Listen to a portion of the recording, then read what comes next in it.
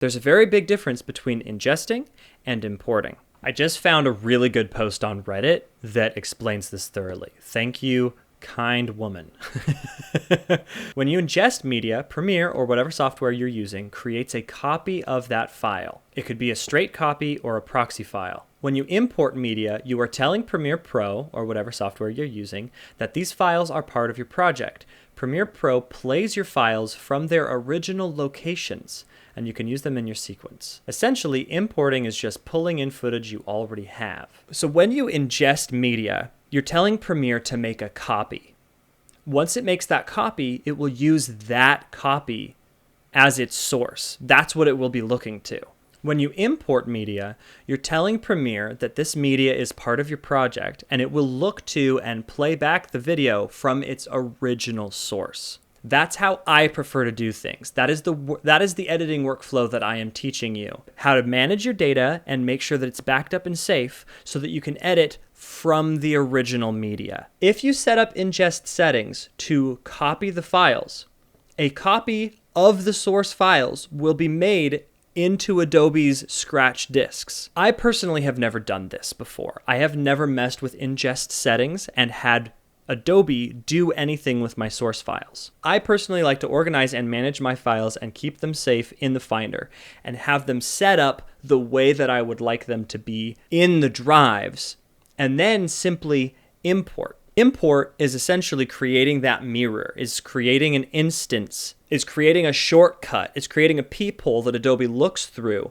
to see the original source file. Ingesting would be creating copies or proxies that would become part of Adobe's project file. So in my editing workflow for the past decade, I have never ingested media. I think unless you built a very specific system for it, it creates a lot of unnecessary duplication. It eats up the storage in your hard drives, doesn't really improve your situation too much. So as long as you're managing your data really well and keeping it safe, there's no reason to not import and have Premiere look directly at the source files. When you import footage and you edit it in Premiere, it does not modify or change the source files at all.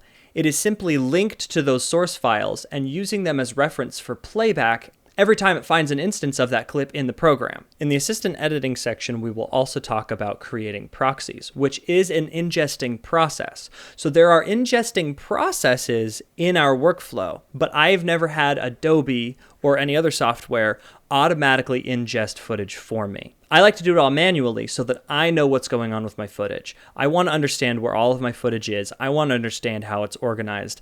I want to be fully responsible for it. So let's go over importing. You'll find really quickly that there are a lot of ways to do the same thing.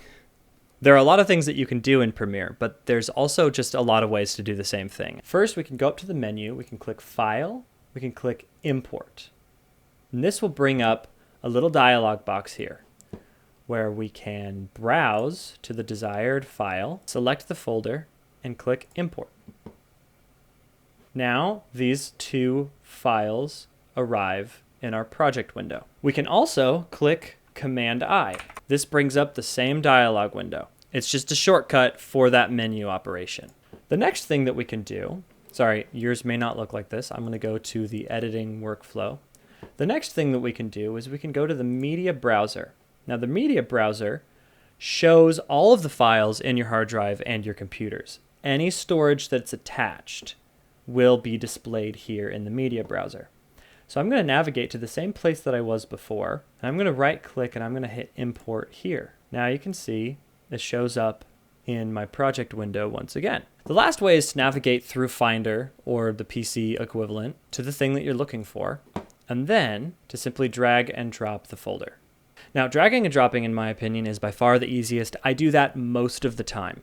There's a few instances in which that does not work. Red cameras are weird. Red cameras have their own file storage limitation. They'll break down one clip into multiple files. The solve is to import through Media Browser. That's about as complicated as it gets with importing. It really is as simple as telling Premiere the clips that you want it to look at.